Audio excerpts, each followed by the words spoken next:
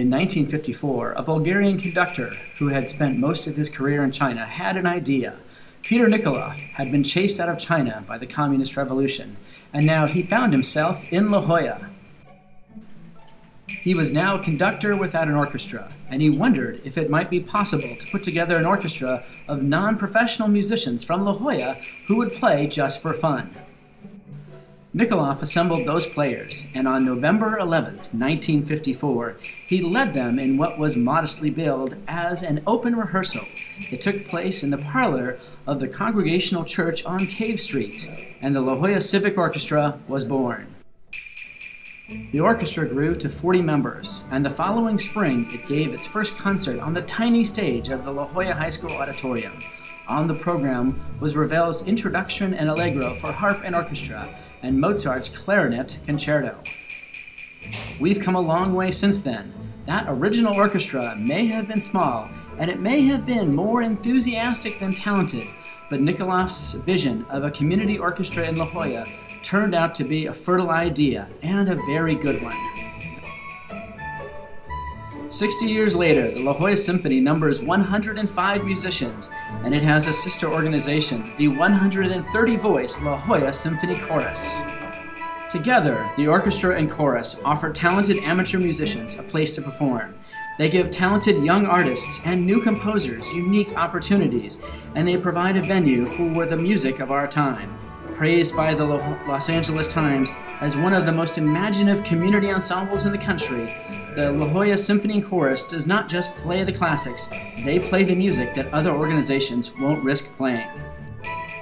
The chorus and orchestra have commissioned and premiered many new works.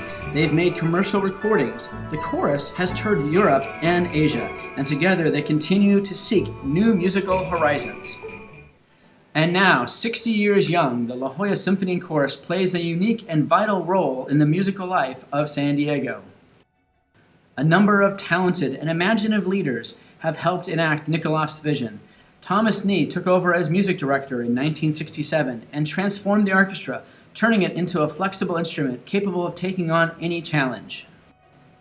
David Chase arrived in 1973 and took over a young chorus. He too transformed his ensemble, taking it into unfamiliar territory, both in repertory and on tours to distant lands.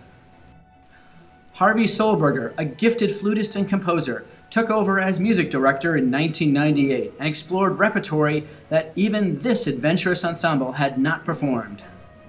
Stephen Schick, who made his reputation as an internationally acclaimed percussionist, has been music director of the La Jolla Symphony Chorus since 2007. Steve instantly grasped the nature of this organization. He embraced that vision and he ran with it. His debut concert as music director was a sign of things to come. It combined Beethoven's Fourth Symphony, a work by the Alaskan composer John Luther Adams, and the North American premiere of Philip Glass's Cello Concerto, with that famed composer in attendance. Secondly, the way in which music vitalizes and infuses the lives of all of us in the La Jolla Symphony and Chorus with such a kind of purpose. And so when you're in the middle of a rehearsal and you see what happens to people when they're engaged, or a concert, or any kind of conversation with our listeners, you see that music is much more than something that we do, it's really something that we are. And I've never seen that in quite the way I do with the La Jolla Symphony and Chorus. So I came in through the door of wanting a certain kind of music-making experience, and I've been kept in because of the enormous vitality and energy of the ensembles. We do pieces that you won't hear elsewhere. And more than that, we do them as a response to a certain philosophy. There is a way to make art that keeps doors open, and that's what we're trying to do. I think Steve's brilliant at it, and I just try to support the long arch of Tom Nee all the way to Steve Schick.